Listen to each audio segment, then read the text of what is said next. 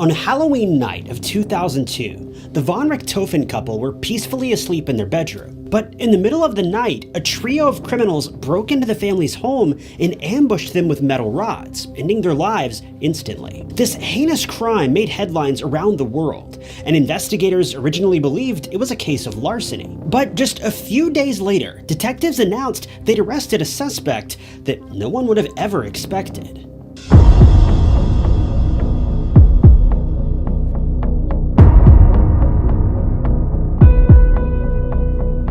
The von Richthofen family were anything but ordinary. They were residing in São Paulo, Brazil, making a great name for themselves in the late 90s and early 2000s. To be straight with you, these guys had mountains of money, with their multiple bank accounts each seemingly bursting at the seams. The head of the household, Manfred, was a lead director for Dersa, a state-owned company that manages the highway systems in São Paulo, where the family had lived for most of their lives. He had a very high-paying job and was in charge of some of the most expensive highway projects in the area. Mauricia, the mother of the family, was a psychiatrist who seems to have been doing great in her career as well.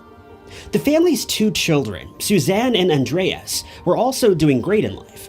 Suzane had graduated from a German high school when she was younger, but she was now studying law in São Paulo when she returned back to her home country. Not too much is known about Andreas outside of the fact that he was just a bit younger than Suzane.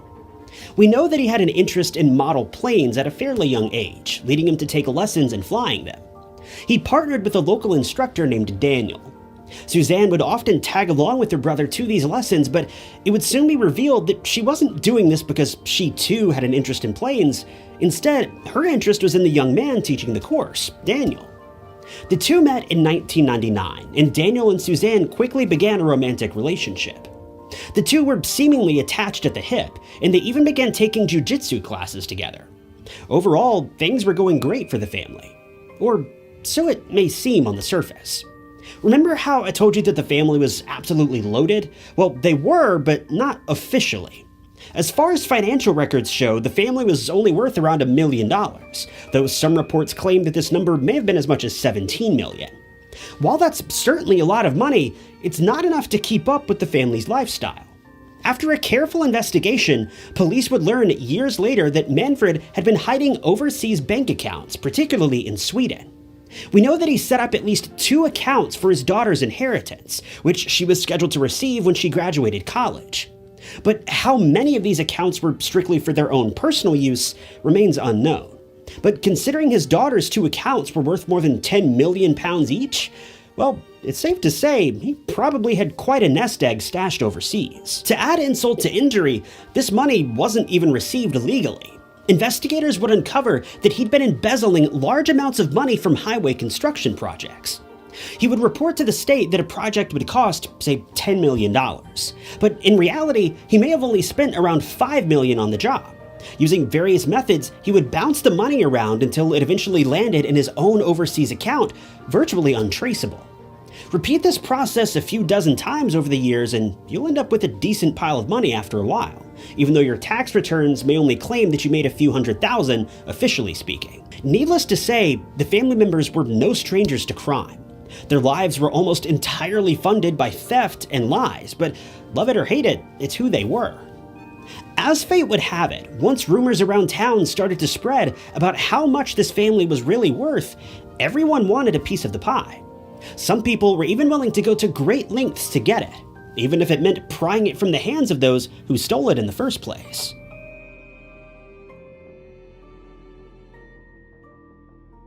Suzane was a deeply troubled kid.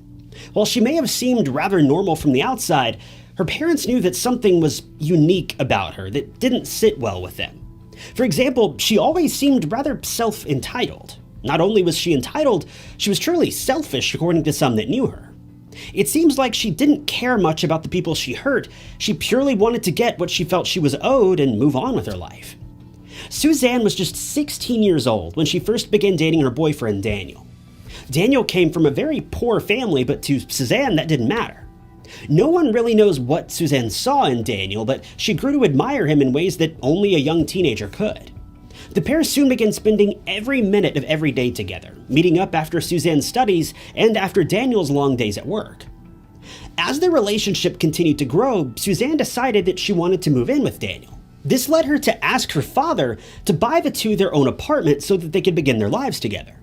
Suzane's father, a very wise man, didn't approve of her relationship and more or less laughed at the idea of her asking him to spend his own money so his teenage daughter could move in with someone that he believed to be a lowlife. To be honest, it's kind of hard to blame the guy. Now, I don't know what kind of background you may have, but where I come from, if you want to move out, you work, make money, and buy a place of your own, not ask your parents to buy you an apartment. This just shows the mindset of Suzane and the crazy lengths she was willing to go to in order to get what she wanted. But while Suzane's father may have been stern and somewhat old-fashioned, he also wanted to make sure that his children were taken care of. This led him to set up a trust fund for Suzane, and presumably for her brother as well. Suzane was specifically entitled to around £20 million, like we mentioned a moment ago, but she would only receive this once she graduated college. He revealed this to Suzane at some point around the time that she asked for an apartment, as far as I can tell. But Suzane, being selfish, unemployed, and I'll say it, lazy, didn't want to finish school. She wanted what she felt was rightfully hers, and she wanted it now. Luckily for Suzane, she was about to get her wish, but not in the way that anyone would have expected.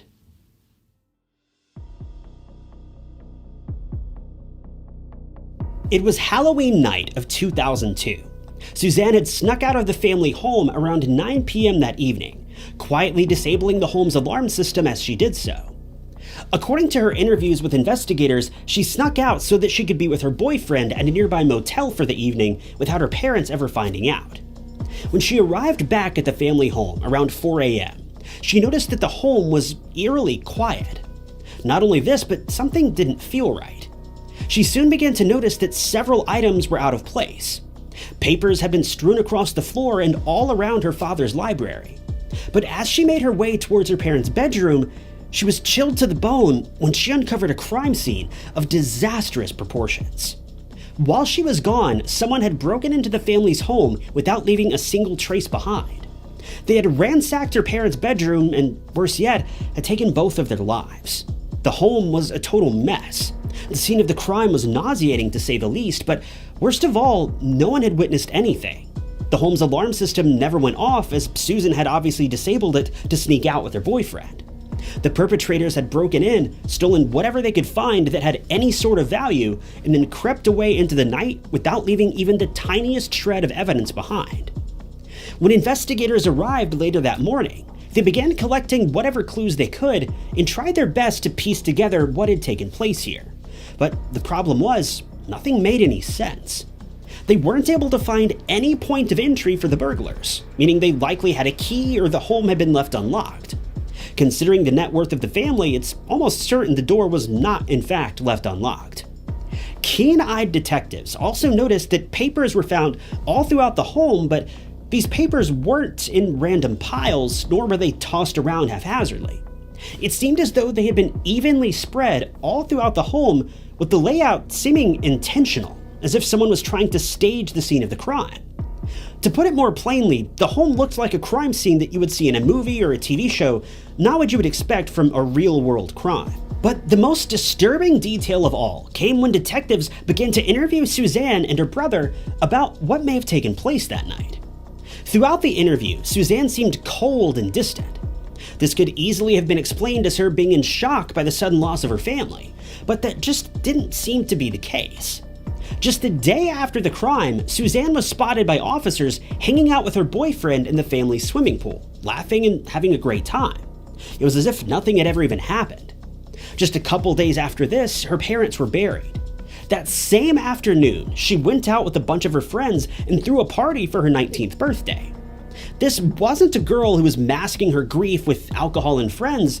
This was a girl who, by all means, couldn't have cared less that her parents were gone. It was extremely out of character and downright weird.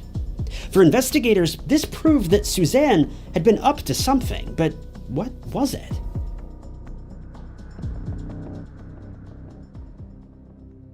Following Suzane's remarkably strange behavior, police began to trail her and her boyfriend. It should be noted at this point, Suzane had been given free rein of her family's finances as far as I can tell. Since her brother was still underage, it seemed as though this 19-year-old girl had millions of dollars and was able to freely spend it however she wanted. She no longer needed her trust fund, nor did she need to finish school.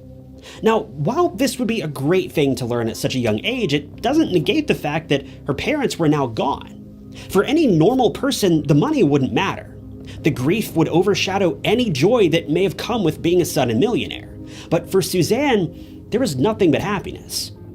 As police tailed both Suzane and her boyfriend, they noticed her boyfriend's brother had recently purchased an incredibly expensive motorcycle.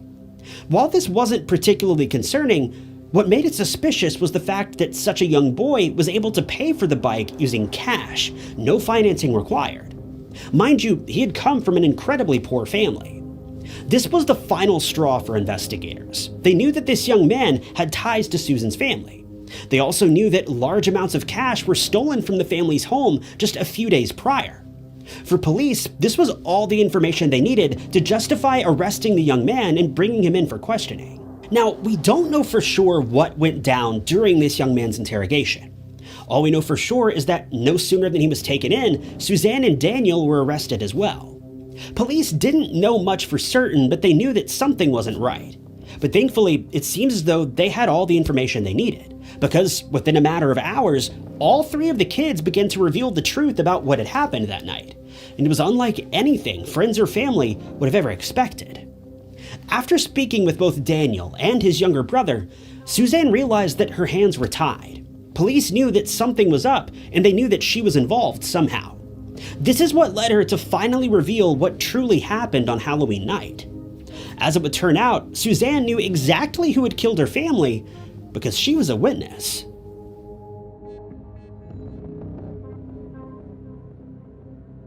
Suzane was deeply upset by her father's dismissal of her request to buy an apartment with her boyfriend, so much so that she was willing to go to any lengths to get what she wanted. Her selfish desires couldn't be contained, no matter the cost. So as time passed by, Suzane had concocted a plan to take full control of her family's estate, but she'd need the help of her boyfriend in order to do it. She told her boyfriend that she had hatched a plan that would make both of them rich. She promised to cut her boyfriend in on the deal, provided he helped make her dreams a reality. Her boyfriend agreed, but he wanted to bring his younger brother into the agreement as well, as he would need an accomplice to make sure that the plan went through without a hitch. So remember how Suzane claimed that she had snuck out of the family home that night to spend the evening with her boyfriend in a motel? Well, that was only partially true. During the interrogation, police were able to uncover that Suzane had been working on a plan to end her parents' lives for several months. She'd come up with the idea for her boyfriend and younger brother to sneak into the home after dark, take the lives of her parents, and then flee the scene. So on the evening of Halloween, Suzane waited around until her parents were asleep. She then quietly disarmed the home security system, then let her boyfriend and his brother inside. The brothers ran upstairs and ambushed the couple as they slept, attacking them with metal rods and wrapping plastic bags around them. All the while, Suzane waited just outside of reach, quietly anticipating her boyfriend's signal to let her know that the deed had been done. After this, the three of them ransacked the family home and left everything in disarray, simulating a burglary. Immediately afterwards, Suzane and Daniel fled the scene and spent the rest of the night in a motel. Daniel's brother then ran off to play video games at an internet cafe. By around 4 a.m., Suzane returned home and pretended to discover the crime scene, with police being called soon after. Needless to say, all three of these perpetrators were tried and found guilty, with Suzane being given 40 years behind bars. But here's the crazy thing, she didn't even have to serve half of her sentence. By 2018, Suzane was eligible for parole. She applied for release, but the justice system decided that she'd shown no signs of improvement. They cited her egocentrism and narcissistic personality disorder as the reasons for their decision. They believe that both of these traits are what led her to commit the crime in the first place, so they didn't feel that she was suitable for release. But over the next 5 years, it seemed that all of that changed, allegedly of course. Suzane would spend just 16 years of a 40-year sentence behind bars.